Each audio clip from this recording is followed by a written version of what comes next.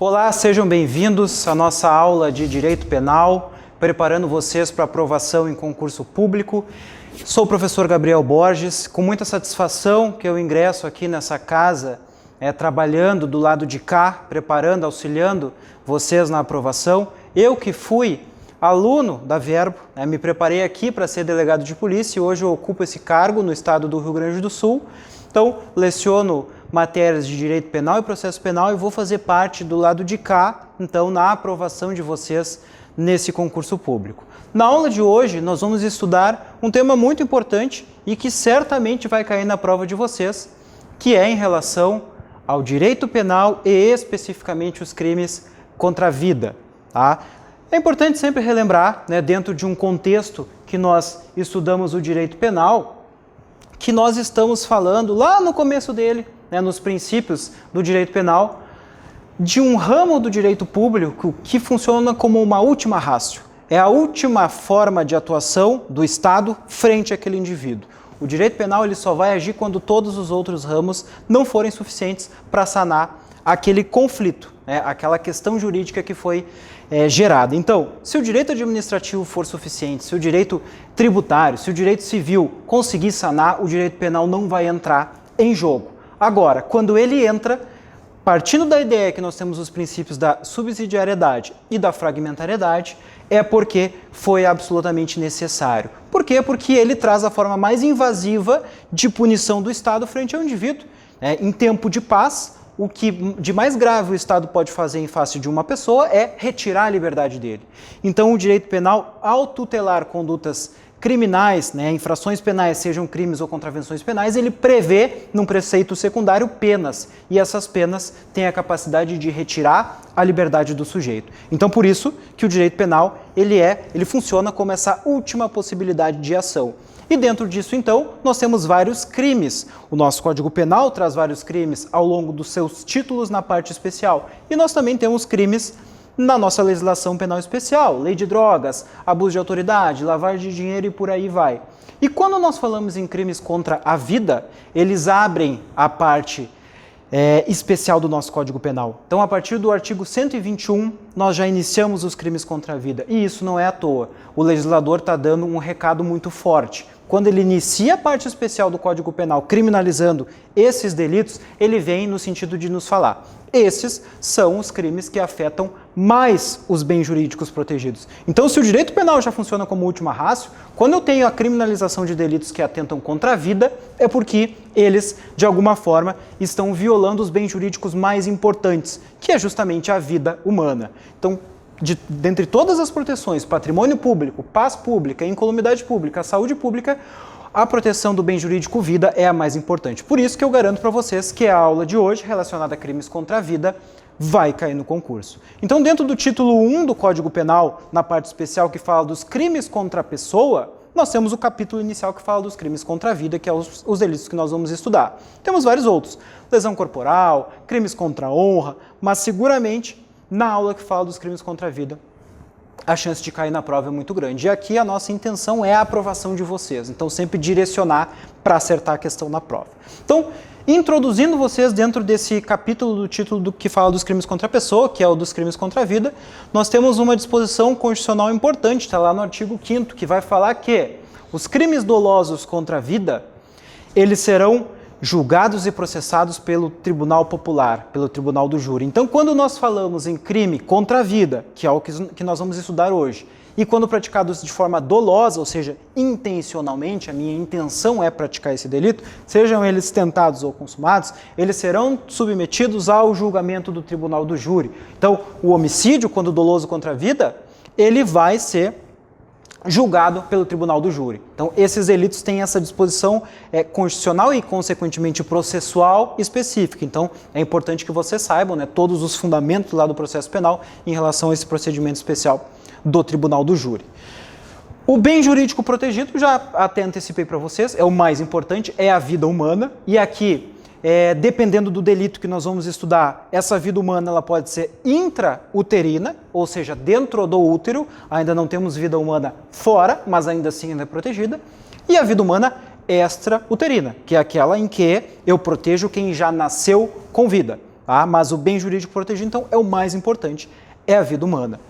Além disso, relação com a lei dos crimes hediondos, a lei dos crimes hediondos que sofre e vem sofrendo várias modificações legislativas, e aqui eu chamo a atenção de vocês nesse sentido. A alteração legislativa recente é chamamento para prova. Prestem atenção, o examinador gosta muito de cobrar alteração legislativa, e na lei dos crimes hediondos certamente vai cair, né? Ela teve alterações recentes, né? A nossa lei 8072, com inserção de novos delitos, sejam eles dentro do Código Penal, bem como legislação penal especial, e aqui no título dos crimes contra a vida não é diferente. Então temos delitos aqui que são inseridos no rol dos crimes hediondos.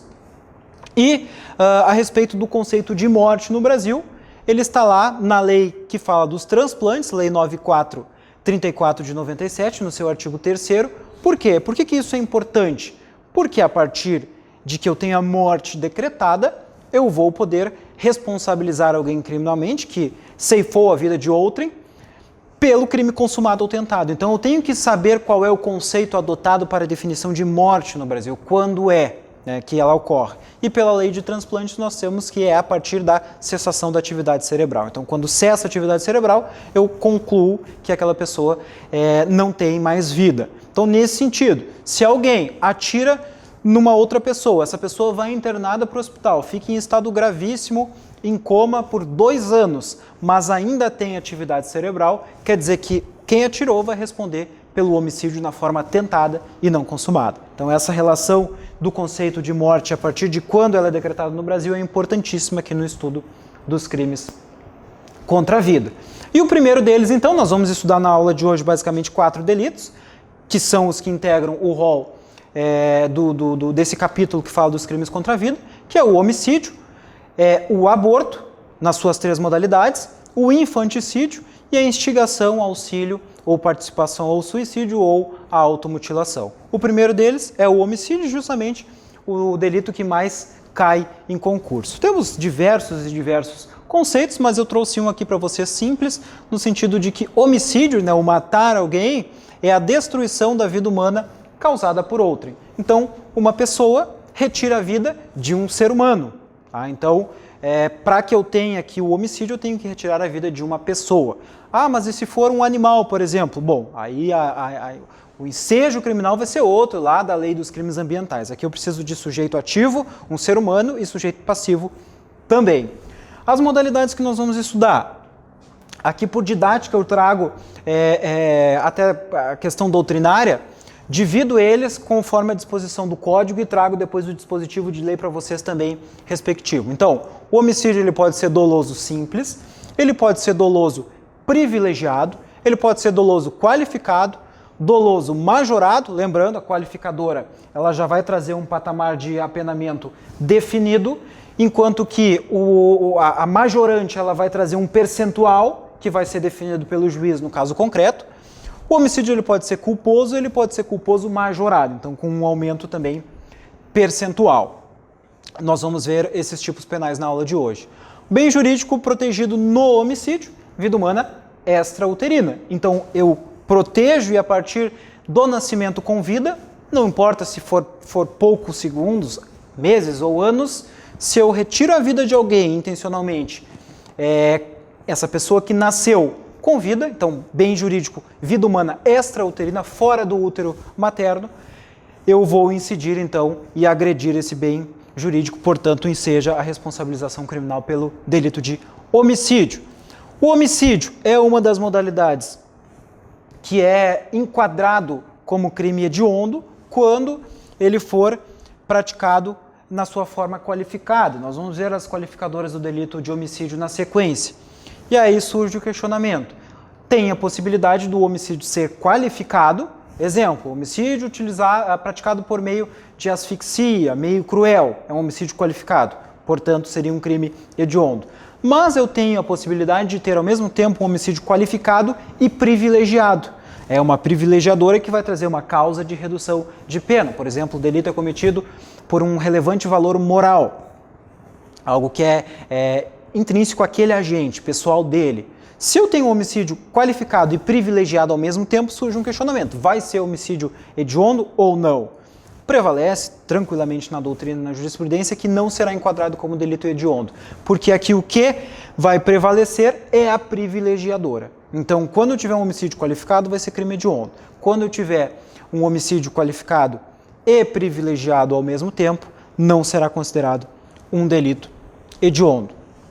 O homicídio culposo, ele é uma infração penal de menor potencial ofensivo pela questão justamente de ter a pena menor do que 2 anos, porém, algo que eu tenho que chamar a atenção para vocês é que mesmo que sejam aplicadas alguma das medidas despenalizadoras da Lei 9.099 de 95, bem como a possibilidade de aplicação do acordo de não persecução penal, alteração que teve o artigo 28A do Código de Processo Penal, quem vai poder propor,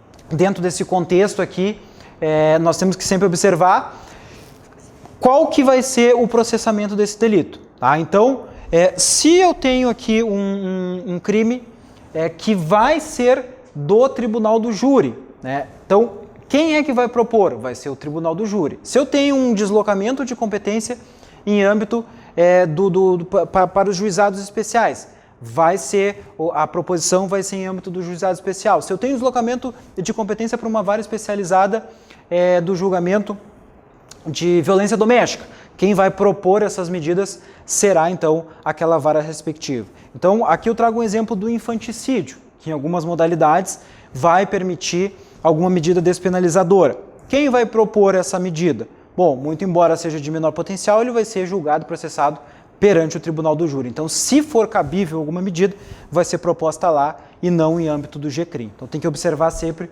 a competência daquele respectivo processamento. Então, o primeiro deles, o homicídio doloso, na sua forma simples, está lá no artigo 121 caput do Código Penal. Então, o primeiro, como eu falei, o primeiro crime que vem na parte especial do Código Penal. Então, não é à toa, é porque tem uma intenção aqui o legislador. Reclusão de 6 a 20 anos.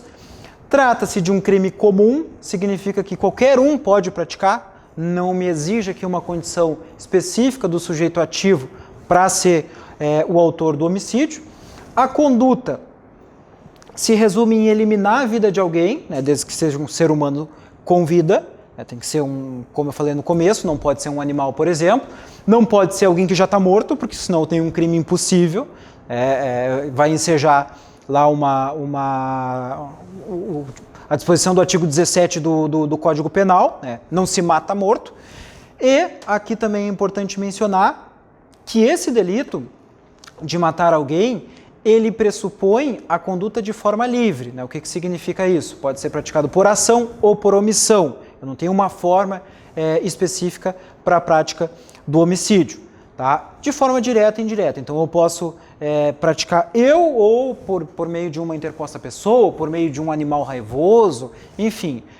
Mas, então, é um delito que o próprio núcleo está dizendo, matar alguém, não faz nenhuma especificação. Matar alguém por meio disso ou daquilo. Não. É uma forma bem ampla da prática aqui da conduta criminosa. Tá, mas se eu tenho matar alguém que é alguém com vida, então, para a proteção do bem jurídico de vida humana extra-uterina, fora do útero, eu tenho que ter alguém com vida. Tá, e quando é que começa a vida? Bom, a vida ela vai iniciar, tem algumas divergências, mas via de regra, com o início do parto, com o início desse trabalho de parto efetuado pela gestante, pela mãe. Antes disso, se for praticado, vai ser um outro delito que nós vamos ver na sequência. Aí eu trouxe aqui algumas divergências doutrinárias para vocês. Por quê? Porque quando a gente estuda para concurso jurídico, é imprescindível que quando haja divergência doutrinária ou jurisprudencial acerca de determinados temas, nós saibamos essas diferenças e tenhamos capacidade de argumentar em face delas. Tá? Porque eu posso me filiar a uma ou outra corrente, mas é importante que eu saiba que existem mais de uma e principalmente se tem alguma que prevalece. Então aqui para o Alfredo Molinário, o início da vida vai ser com o nascimento completo e total. Então com toda a retirada, né, do então feto do ventre materno e a partir daí a primeira respiração, o acionamento do pulmão e o nascimento com vida.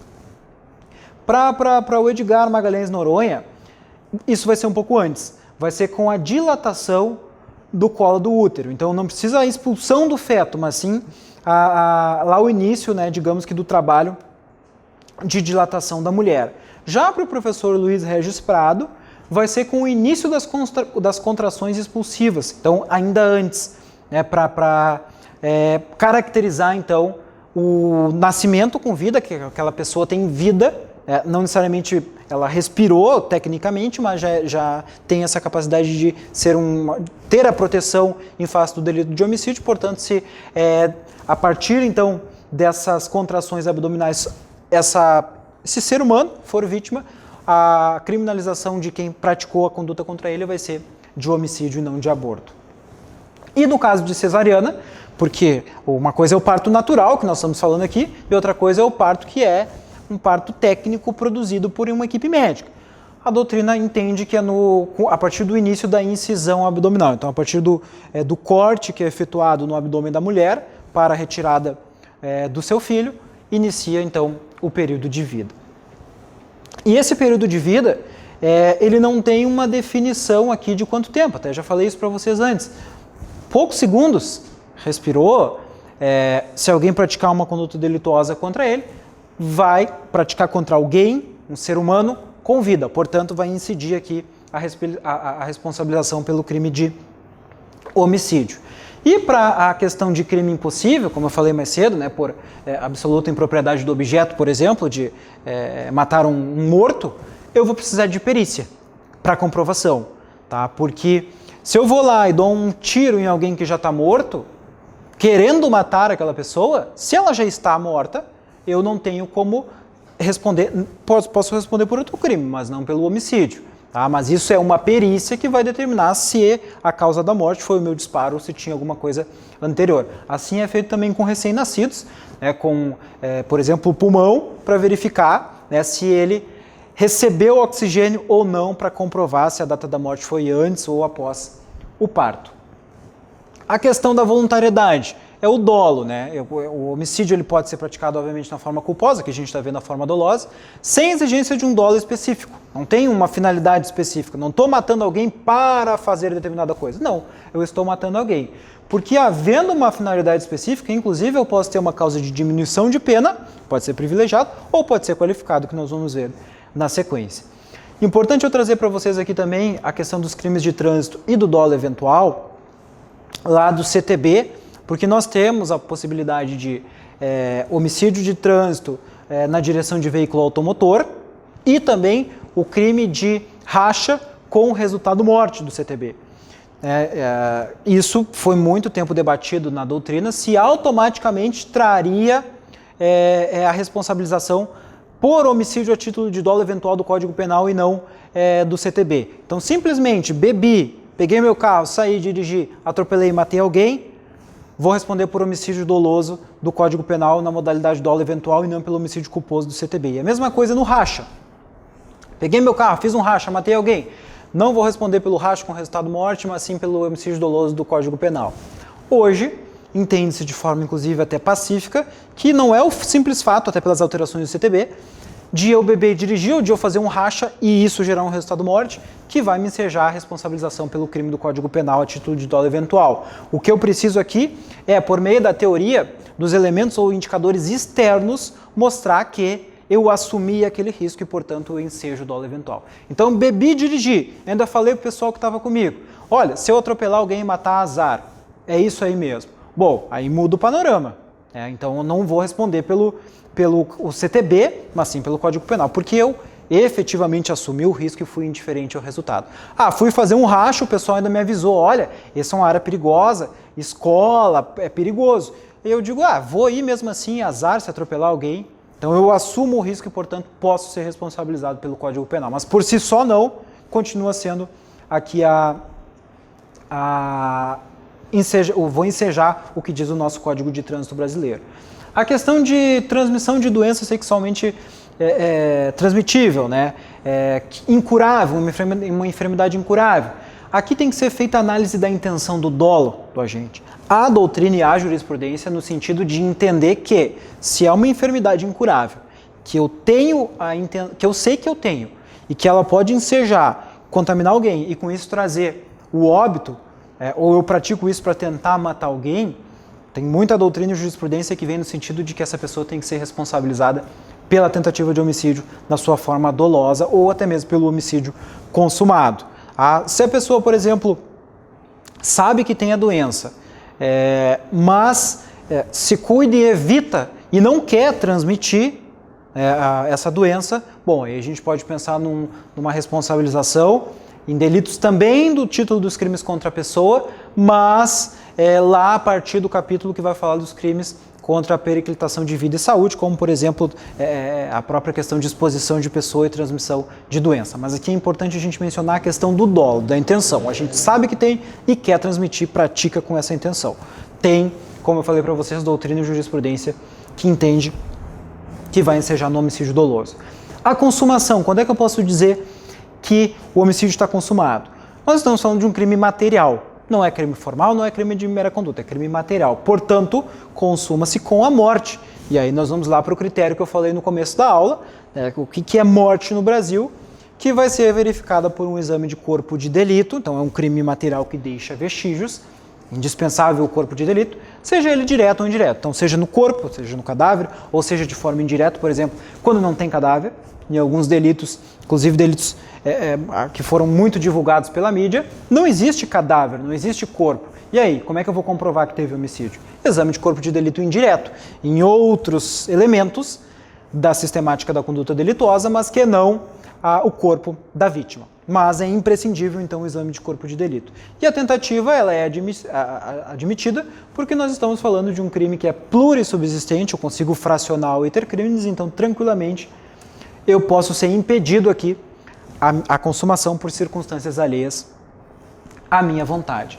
Temos o homicídio doloso agora na sua forma privilegiada, está aqui no parágrafo 1º do artigo 121, é uma causa de diminuição de pena.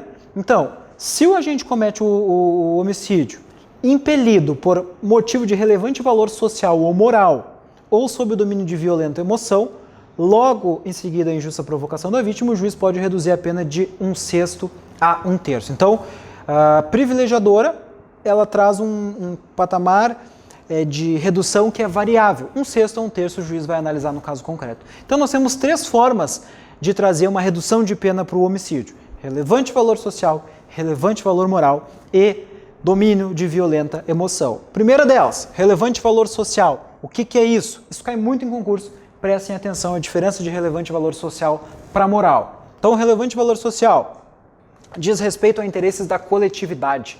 Eu matei alguém porque toda a coletividade não gostava daquela pessoa. A doutrina sempre traz o exemplo do traidor da pátria. Eu fui lá e matei o traidor da pátria. Todo mundo vai, toda a coletividade vai entender, até mesmo apoiar aquele ato. Mas não deixa de ser homicídio. Não tem nenhuma causa que exclui a pena, mas tem uma causa de redução, por isso ele vai ser privilegiado.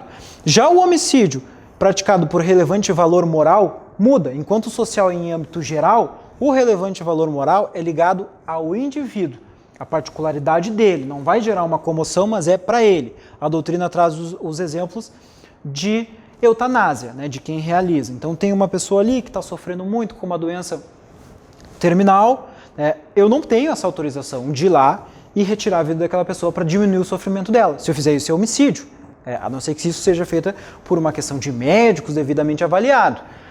Eu não posso fazer. Se eu fizer, eu vou responder pelo homicídio. Mas se eu fizer isso por relevante valor moral, porque para mim é muito caro aquilo ali, é muito particular, eu vou ter uma causa de redução de pena também. Então a diferença do moral para o social é o cunho. Um individual e o outro é específico. E o homicídio praticado por domínio de violenta emoção, que é um estado anímico de absoluta perturbação que vai tomar conta do agente. E aí, a partir disso, então, ele vai praticar o homicídio, porque ele está em total choque, ele está fora da realidade. E aqui é importante mencionar para vocês, ele está sob domínio.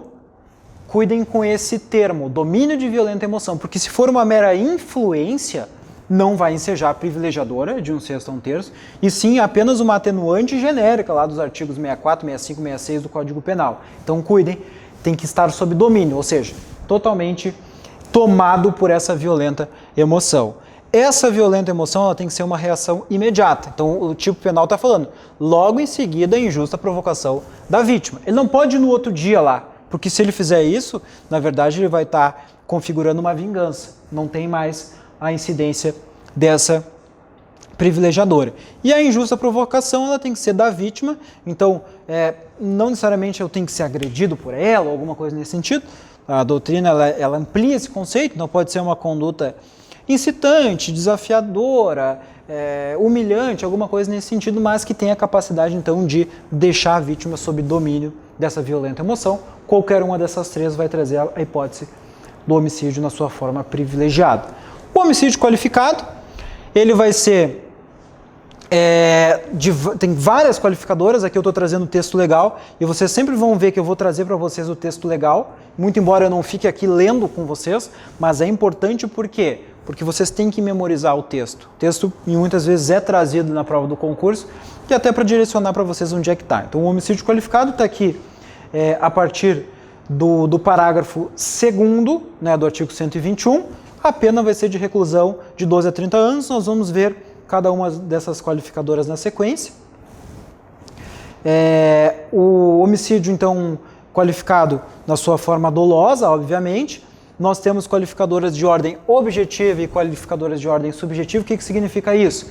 Uma qualificadora de ordem objetiva é aquela que se refere aos meios de execução. Matei alguém utilizando fogo, matei alguém utilizando asfixia. A qualificadora de ordem subjetiva diz respeito ao aspecto psíquico. Por que eu matei alguém?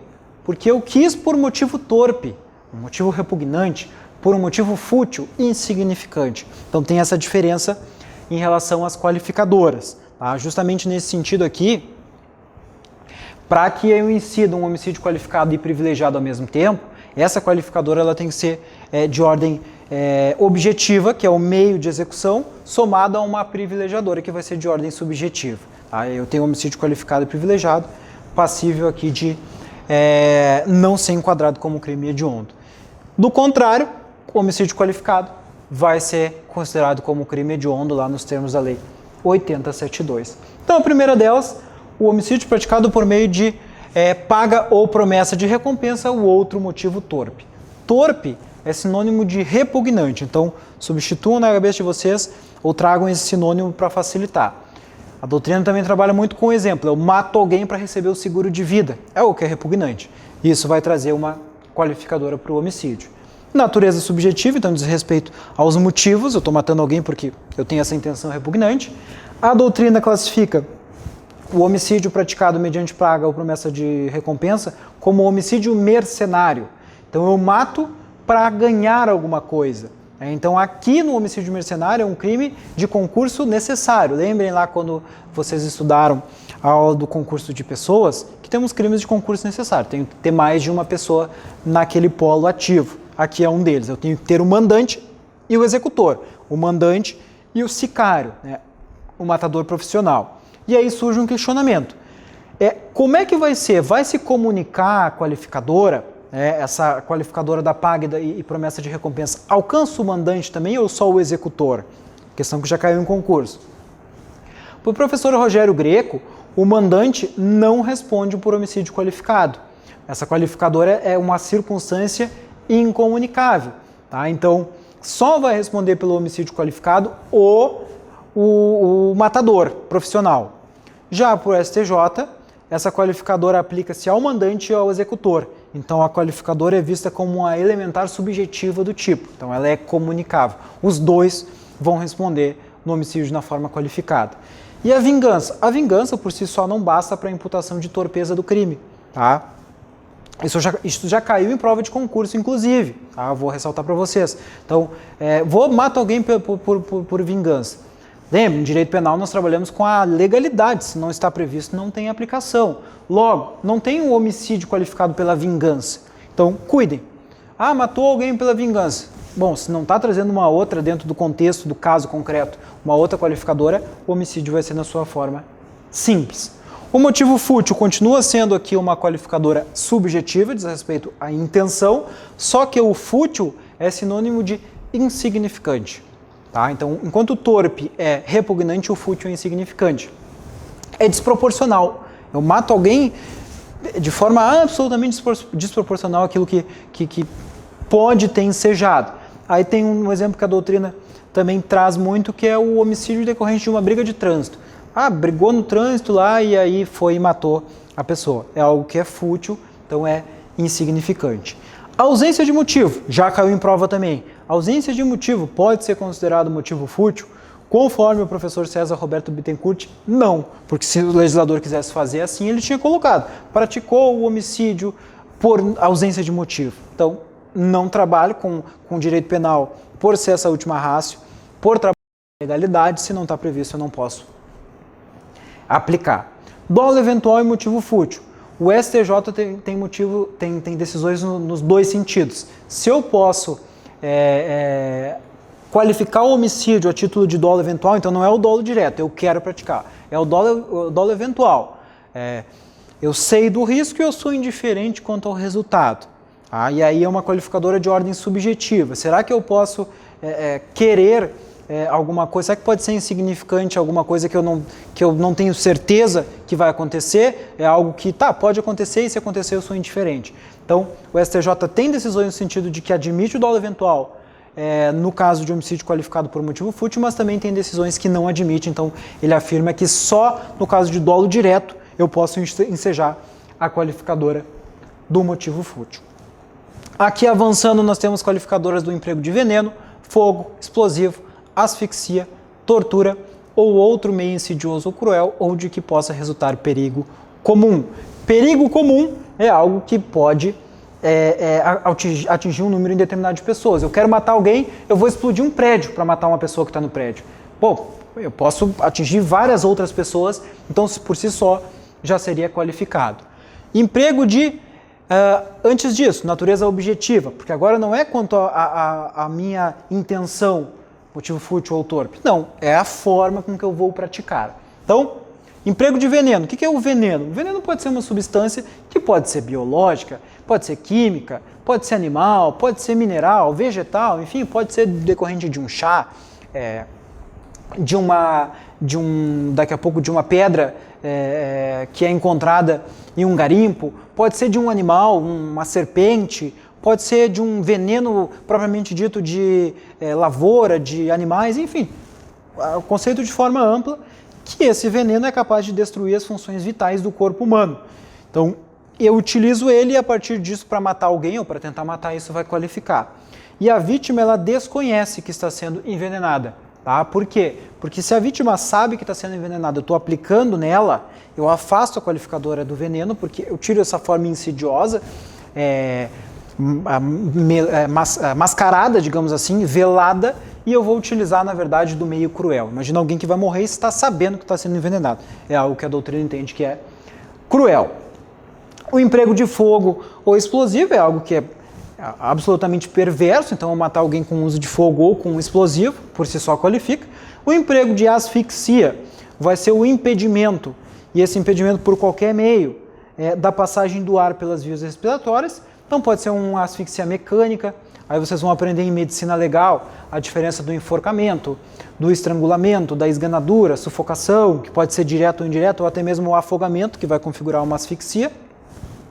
Tudo isso então configura a qualificadora. O emprego de tortura, que vai ser uma crueldade que vai causar um sofrimento desnecessário. E aqui é importante mencionar para vocês que o dolo é de matar. Desde o começo eu quero matar aquela pessoa, só que eu quero torturá-la antes para ela sofrer. Porque se eu quero torturar e aí acaba morrendo, a responsabilização vai ser lá da Lei 9455 de tortura, que vai ser a tortura qualificada pelo resultado morte, que inclusive nem vai ser julgada pelo tribunal do júri. Então cuidem a respeito de qual que é o dolo, qual que é a intenção e o que o caso concreto na questão vai trazer para vocês. E o meio insidioso é algo que é dissimulado, de alguma forma escondido e dificulta que essa pessoa, vítima, perceba. A próxima é a traição, por meio de emboscada, mediante dissimulação, outro recurso que dificulte ou torne impossível a defesa do ofendido. Aqui é uma qualificadora também de natureza objetiva, então diz respeito ao meio de execução, como que essa pessoa vai praticar o homicídio.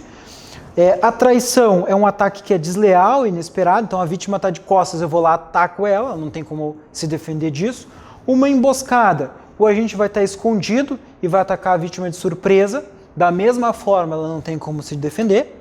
A dissimulação, o autor ele vai estar disfarçado e ataca a vítima que vai estar indefesa. Se passa por uma outra pessoa, por exemplo, e vai lá e faz o ataque. Então percebo que todas são muito parecidas. De alguma forma eu estou retirando a capacidade da vítima de defender. Isso qualifica o homicídio. Para o STF, é uma qualificadora que é incompatível com o dolo eventual, então eu tenho que ter o dolo direto, eu tenho que me programar para isso, eu tenho que querer me programar, não posso aceitar que é possível ser indiferente quanto ao resultado. E a premeditação, ela não constitui qualificadora do homicídio. Vamos para a mesma lógica que a gente falou mais cedo. Vingança, se eu trabalho com legalidade não está, ausência de motivo não qualifica, então se eu não tenho aqui escrito premeditação, também não vou ter a qualificadora. A próxima, para execução, ocultação, impunidade ou vantagem de outro crime. Agora a gente está falando de uma relação de infrações penais. Entramos lá na matéria também de concurso de crimes. Quando eu estou falando em conexão, ela pode ser dividida em conexão teleológica ou consequencial. A primeira delas, a conexão teleológica, o homicídio ele vai ser praticado para assegurar a execução de outro crime que é futuro. Tá? Então, eu vou matar um segurança para sequestrar o patrão. Tá? Então, o fim lá vai ser o sequestro, que eu vou exigir dinheiro da família.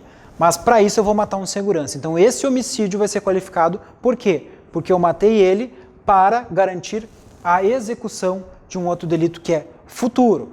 E o homicídio pode ser consequencial, ou seja, consequência de algum outro crime. Então, vai ser um crime praticado para assegurar a ocultação, a impunidade ou a vantagem de um outro delito já praticado. Então, ocultação, eu mato alguém para segurar um estelionato em alguma empresa. O contador, ele descobriu o estelionato, eu mato ele para que garanta então a ocultação desse crime.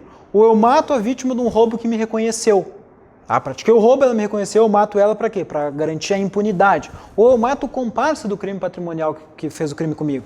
Para eu garantir o quê? Nesse caso, a vantagem do crime patrimonial anterior. Tudo isso, então, vai qualificar o homicídio.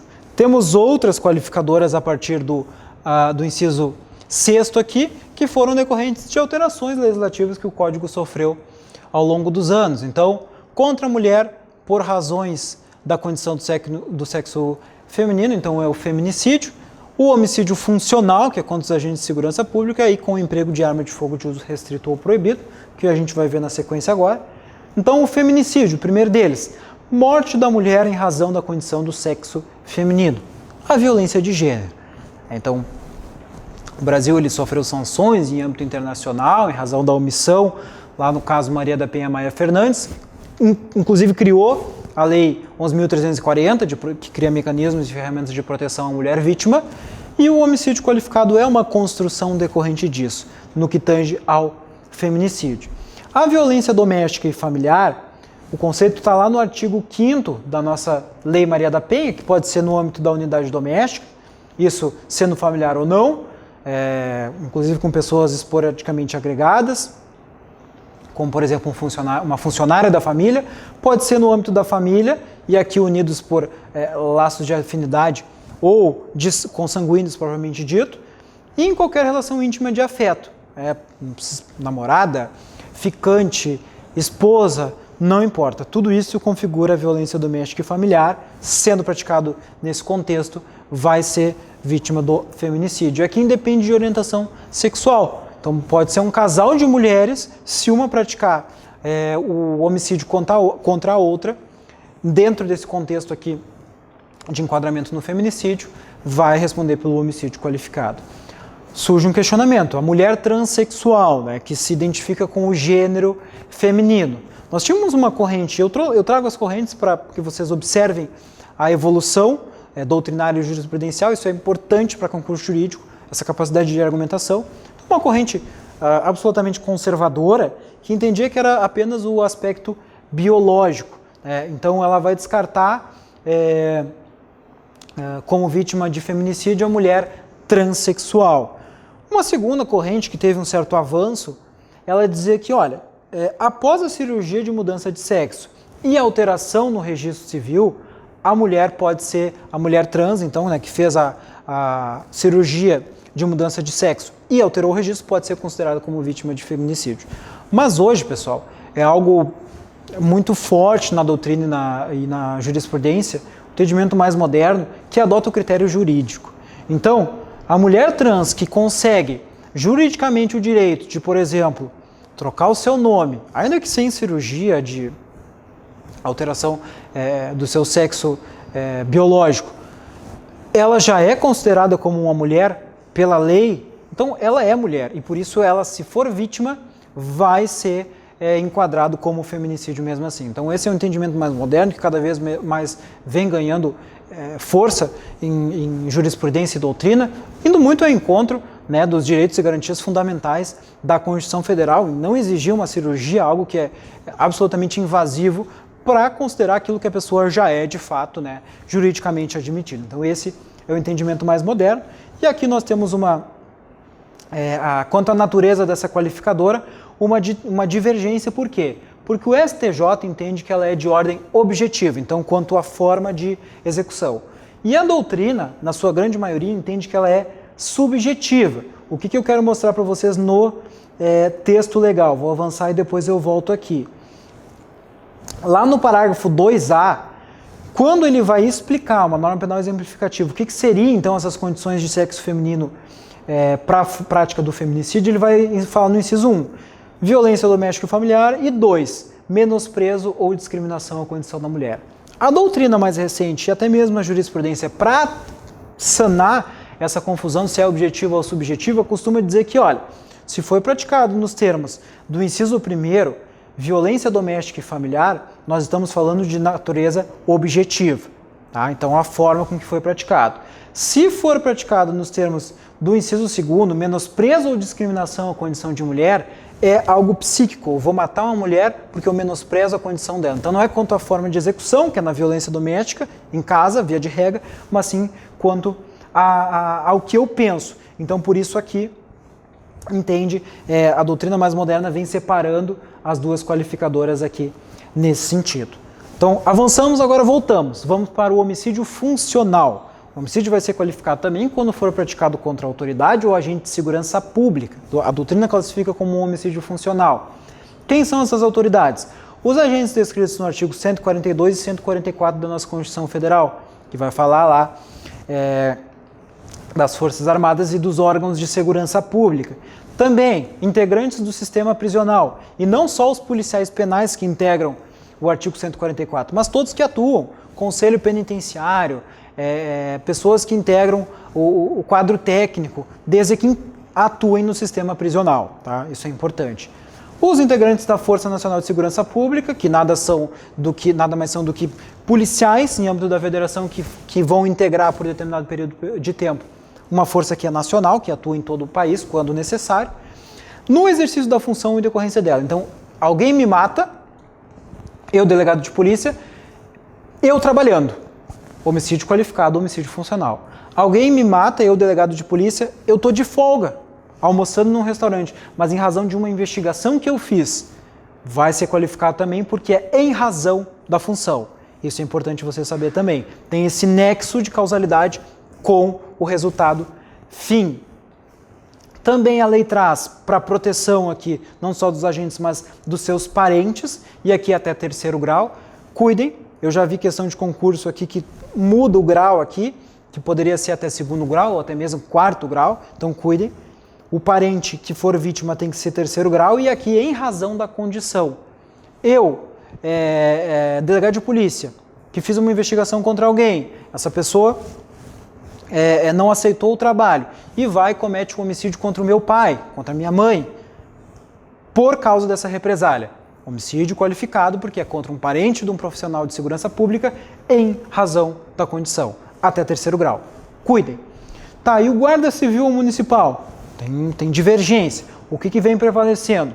Como a guarda municipal está inserida lá no artigo 144 da Constituição Federal, entende a doutrina majoritária hoje que sim, se for contra um guarda civil ou metropolitano ou municipal, dentro do exercício da função ou decorrência dela, vai qualificar. Eu matei um policial ou um guarda numa situação que eu não sabia que não era represália, estava de folga.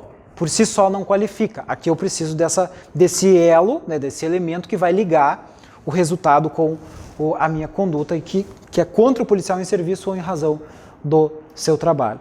Agente de segurança viária, aqui vai ser o agente de trânsito.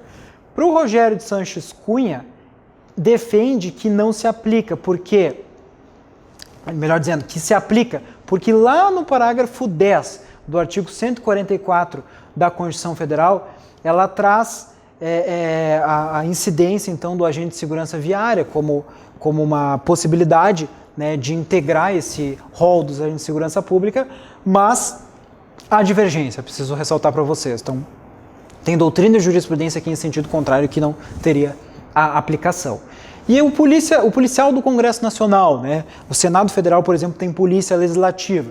Aqui é pacífico na doutrina da jurisprudência que não se aplica, porque são resoluções que têm essa previsão desse concurso, desse cargo público, e não está lá nos artigos 142 e 144 da Constituição Federal, então a gente não vai aplicar aqui a legalidade em Malampar. E a natureza da qualificadora, e muito embora alguns doutrinadores entendam que é subjetivo ou objetivo, o que prevalece é que é mista. Por quê? Porque eu vou poder praticar o homicídio contra o policial no exercício da função, então, modo de execução, ou em razão dela. Então, é algo psíquico que eu vou praticar pela minha intenção. Então, seria uma qualificadora de ordem mista. E aqui também eu posso qualificar o homicídio com emprego de arma de uso restrito ou proibido. E aí é uma norma penal em branco, por quê? Porque ela precisa de uma complementação, então eu vou ter que me socorrer do Estatuto do Desarmamento, Lei 10.826, e os seus decretos regulamentadores, que vão me dizer o que é arma de uso permitido, restrito ou proibido. O que me importa aqui é que você saiba, o uso permitido não está, logo eu não posso aplicar. Então é uso restrito e uso proibido. Ah, uso restrito, eu vou ter que ir lá no Estatuto e nos regulamentos. Armas automáticas, a depender do calibre. Uso proibido, bom, armas que o Brasil se comprometeu por tratados e convenções internacionais a não utilizar, armas dissimuladas, isso é uso proibido. Com isso, se eu matar alguém, e aqui, com o emprego de arma, então eu tenho que utilizar, não basta eu estar com a arma na cintura e ir lá matar alguém com uma facada, por exemplo, não, é com um emprego efetivo e de uso restrito ou proibido. Então, matei alguém com revólver calibre 32, é uso permitido, logo não vai qualificar nessa qualificadora aqui, pode ser noutras, mas nessa aqui não. Natureza objetiva, obviamente, porque é a forma com que eu vou praticar essa conduta e não abarca a qualificadora de ordem objetiva. Aqui também qualifica quando praticado contra menor de 14 anos, reclusão de 12 a 30 anos, aqui a norma exemplificativa que eu já tinha trazido para vocês. Contra menor de 14 anos, né, nós tivemos um caso muito emblemático, a própria lei que alterou o Código Penal foi batizada, né, conhecida pela doutrina como Lei Henri Borel, foi um caso, né, que uma criança foi morta pelos seus próprios familiares e isso qualificou, trouxe uma comoção popular e isso por si só qualificou o nosso Código Penal. Então, praticar homicídio contra menor de 14 anos não independe a forma, a motivação, vai ser homicídio qualificado, tá? Pela proteção a essas pessoas que têm uma capacidade menor de resistência. Então, vou criar mecanismos para reprimir a violência doméstica e familiar contra a criança e contra o adolescente. Porque o nosso ECA, lá, a nossa lei 8069, ela vai dizer que de 0 a 12 anos incompletos vai ser criança e de 12 a 18, adolescente. Então, eu protejo todas as crianças com essa lei e um percentual de adolescentes de 12 a 14 anos também. Qualificadora objetiva, então independe da motivação, não importa. Matei uma criança, matei um adolescente até 14 anos, vai qualificar o meu homicídio. A pena do homicídio qualificado ela vai ser aumentada, inclusive. Aqui, melhor dizendo, eu já estou entrando, finalizei aqui o 2.3 com homicídio doloso qualificado, eu vou entrar no homicídio doloso majorado, porque são as formas que eu vou aumentar, não de forma fixa, mas sim em percentuais que o juiz vai fixar no seu patamar de apenamento, lá a partir da fixação da pena do nosso critério trifásico. Então aqui, a partir do parágrafo 2b, várias majorantes, que nós vamos ver de forma detalhada na sequência. Vai ficar para vocês olharem com calma, mas o meu foco não é ficar lendo letra de lei. Então, e também aqui no parágrafo 4º, também temos uma modalidade de homicídio doloso majorado. Se confunde o início, a primeira parte do parágrafo 4º vai falar de um homicídio culposo majorado, mas nesse primeiro momento eu preciso que vocês foquem no homicídio doloso. Então, essa parte aqui que está em laranja vai ser a outra majorante. O homicídio doloso majorado também está lá no parágrafo 7º, então o aumento para o feminicídio. Então, a partir daqui, eu trago as majorantes bem detalhadas para vocês. Primeiro, 1/3 vai majorar quando for praticado contra pessoa maior de 60 anos. Ah, por quê, professor? Porque entende o legislador, o Estatuto do Idoso fala que pessoas com idade maior de 60 anos vão ser considerados idosos e com isso tem uma capacidade menor de defesa, digamos assim. Por isso, matei uma pessoa com idade maior que 60 anos, desde que eu saiba, né, tem que entrar na minha esfera de conhecimento, para não ter uma responsabilização penal objetiva. Isso por si só vai majorar o homicídio. E pode, inclusive, qualificar ao mesmo tempo, não importa, né? Erra tecnicamente quem afirma que o homicídio é duplamente, triplamente qualificado, porque uma qualificadora já serve para qualificar, elas não vão se somar, digamos assim. Pode se somar como circunstância na aplicação de pena, mas não como qualificadora. Mas eu posso qualificar e majorar ao mesmo tempo. A outra que aumenta de 1/3, mas de 1/3 até a metade, é se a vítima tiver algum tipo de deficiência ou uma doença que aumente a sua vulnerabilidade, porque também tem menor capacidade de resistência. Outra majorante de 1/3 até metade, se for praticado por milícia. O que é milícia? É um grupo armado que tem por finalidade devolver a segurança a determinadas comunidades. Então, se passam lá como benfeitores, por exemplo. Se essa milícia praticar um homicídio, aumenta de 1/3 até a metade. Ou para o grupo de extermínio, que seriam uma espécie de matadores profissionais que vão agir na ausência do poder público com a finalidade de matar, né, cometer chacinas de determinado grupo de pessoas.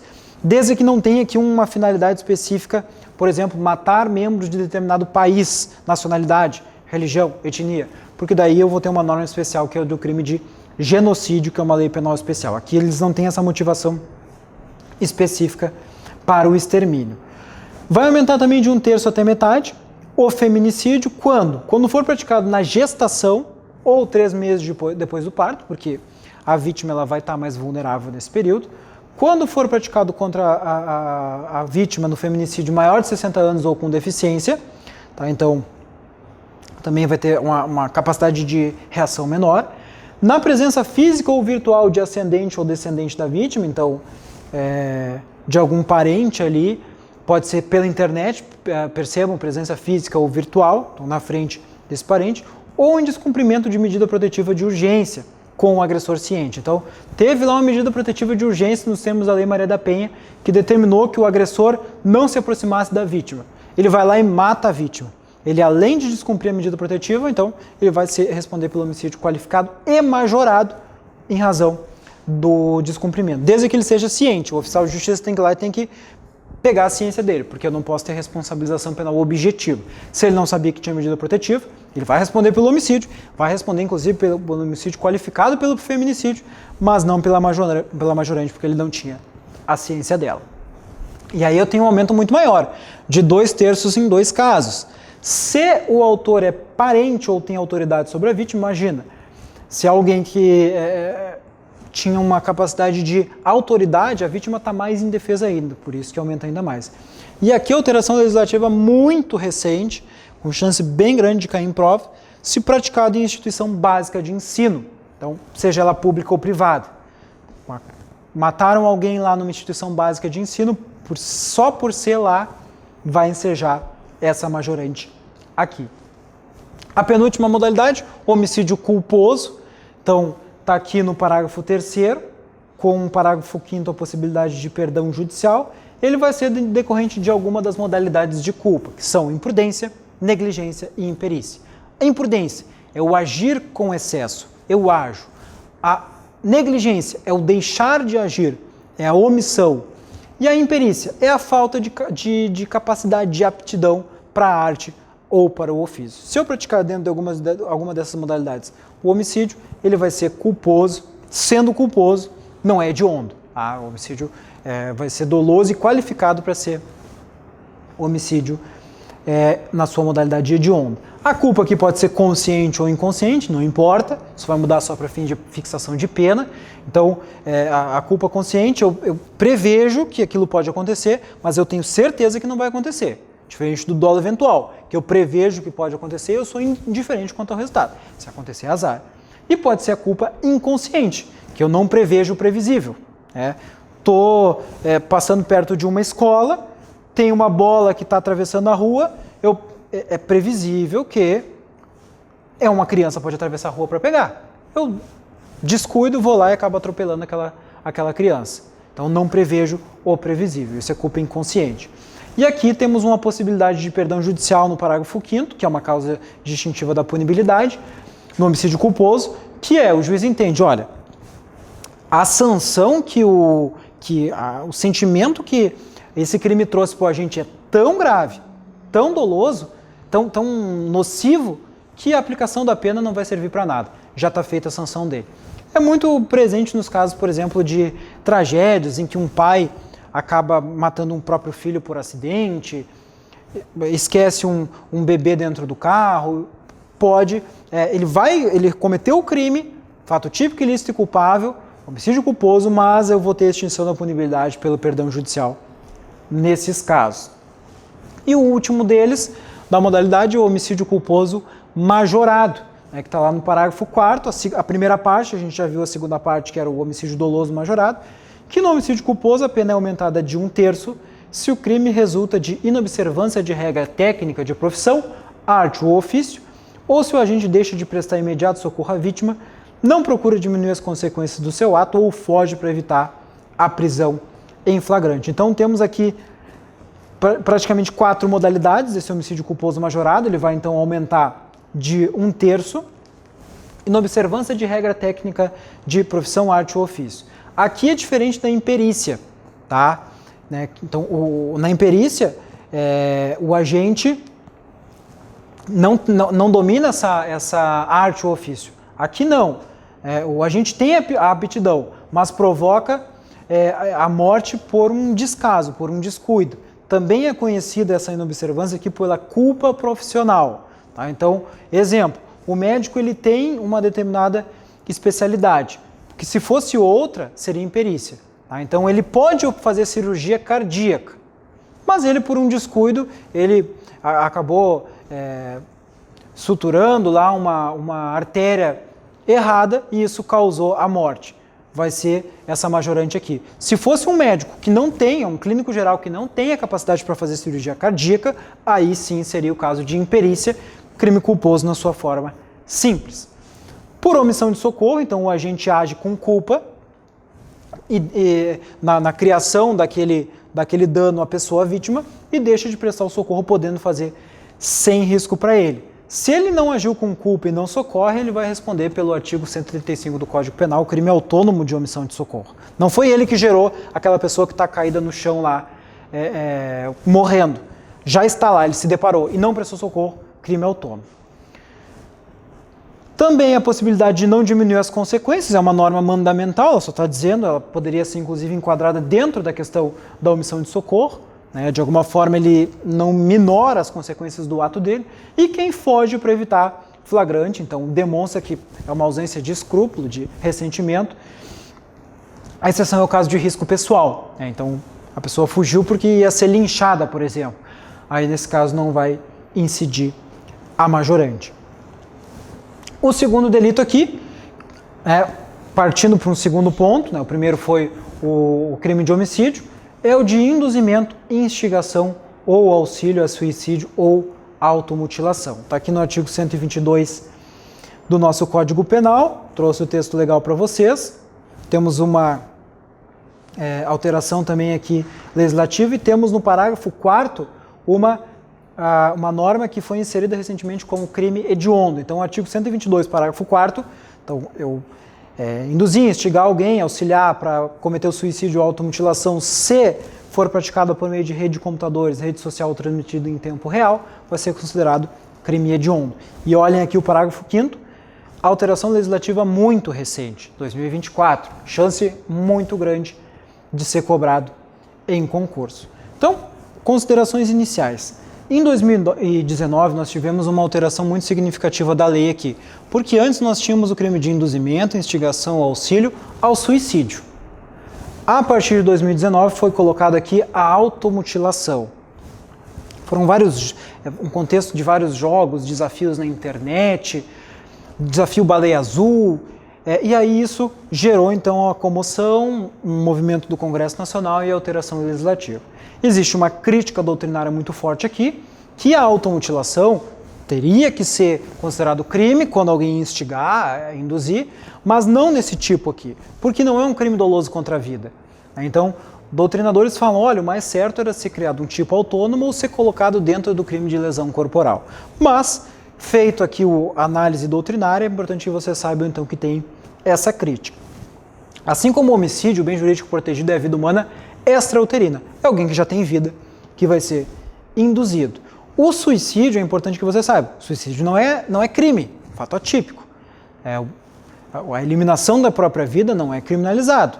Então, que no passado já tiveram várias questões religiosas nesse sentido, punição do próprio corpo da pessoa que cometeu o suicídio, ou até mesmo da família dela, mas hoje é algo que é atípico, não é criminalizado. O que é criminalizado é quem induz, instiga ou presta auxílio para que alguém cometa o suicídio. Também aqui é uma infração na sua forma simples de menor potencial ofensivo, e aquilo que eu falei para vocês lá no começo, só que as eventuais medidas despenalizadoras vão ser aplicadas pelo Tribunal do Júri e não pelo GCRIM.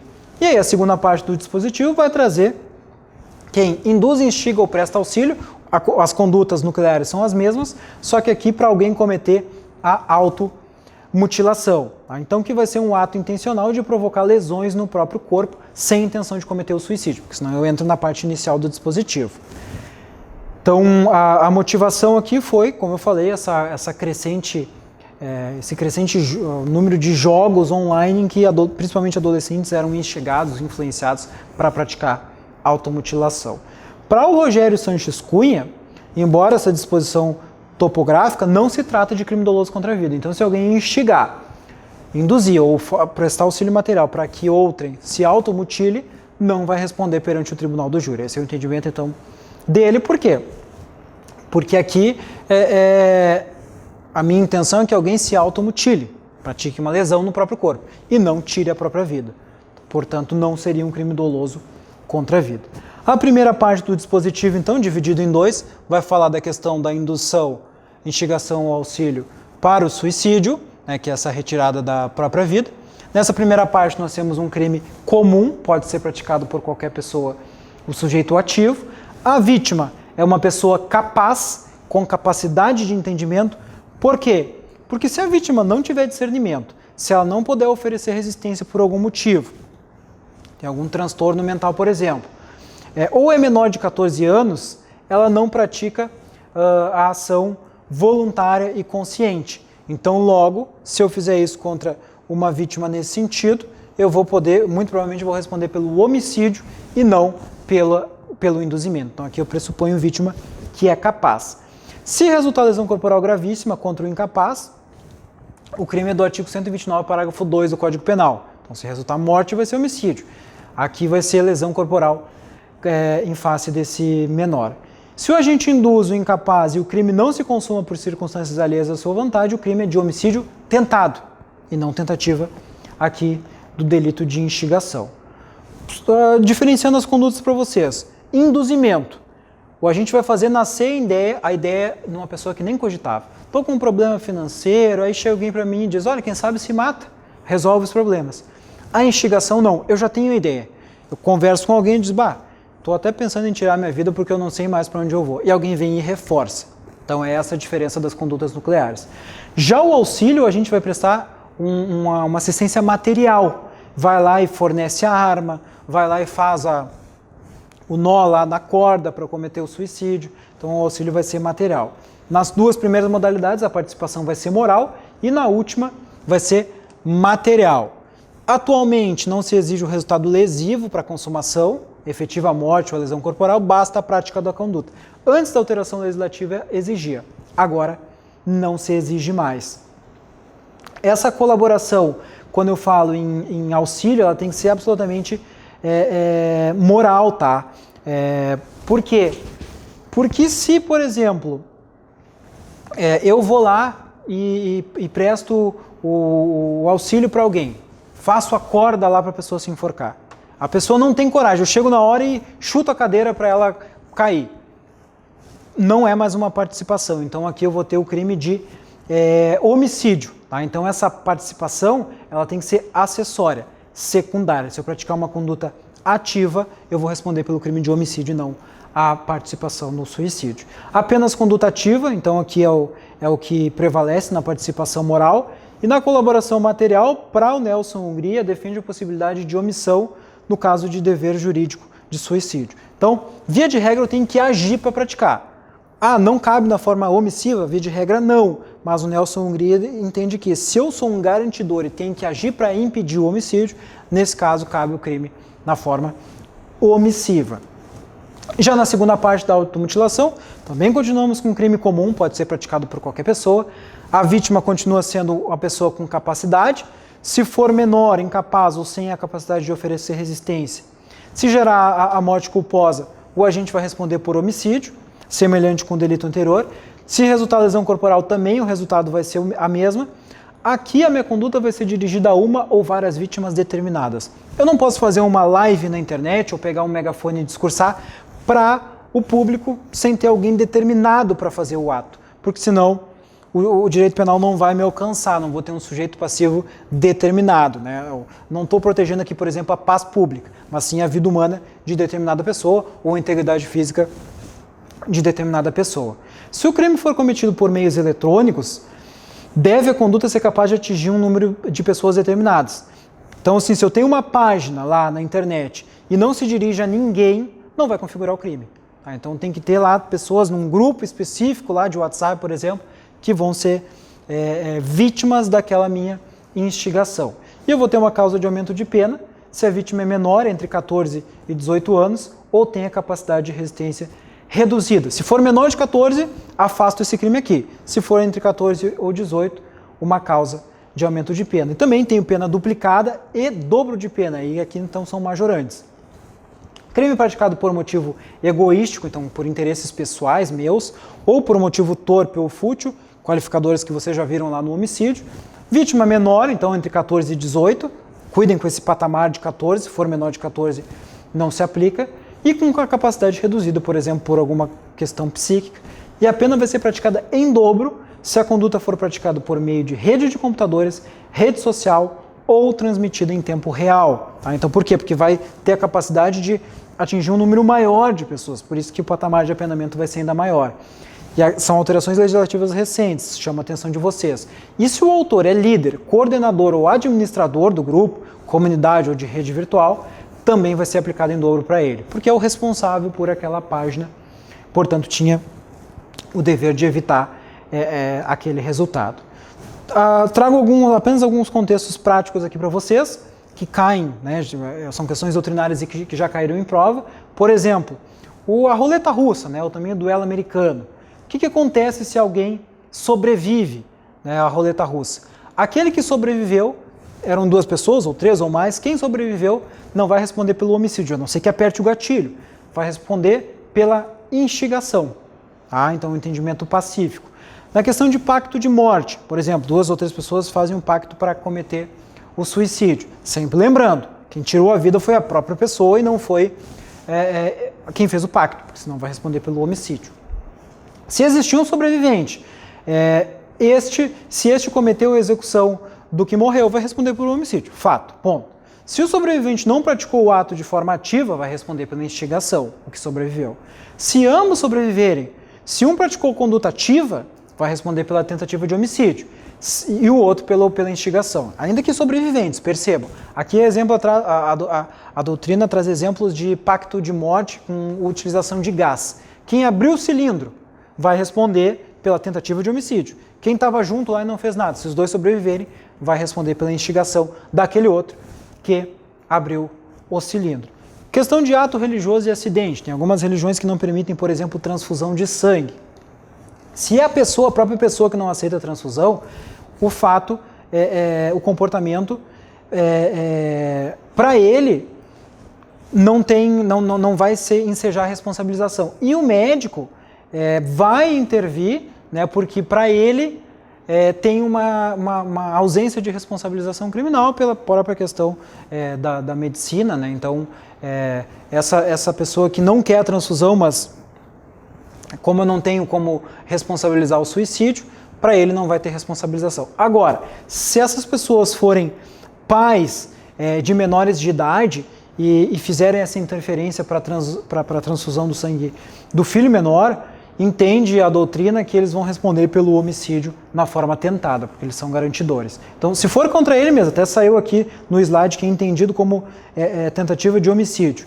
Não, se a pessoa não aceita a transfusão para ela mesma, o fato vai ser atípico, o médico pode fazer intervenção. Se for para um filho, para um responsável que ele é garantidor, afasta essa questão religiosa, o bem jurídico protegido é a vida, é mais importante, logo é entendido como tentativa de homicídio e não como instigação ao suicídio. E aí tem a questão do desafio Baleia Azul, né, que foi o que motivou principalmente a criação do texto legal, que os participantes do grupo com discernimento, o responsável vai responder pelo artigo 122, que é a instigação, se tiver um grupo. E o menor entre 14 ou sem discernimento, o autor responde pelo artigo 122 nas suas formas qualificadas. Então, se a vítima, né, do crime for uma pessoa com discernimento, o responsável do grupo, lá quem fez, responde pelo crime no caput. Se for uma pessoa menor de 14 ou sem discernimento, vai responder pelos parágrafos 6º e 7º, o autor, então, quem instigou. Depois, então, no nosso próximo bloco, nós avançamos e estudaremos os últimos 2 crimes aqui do nosso título dos crimes contra a vida, que é o infanticídio e o aborto nas suas 3 modalidades.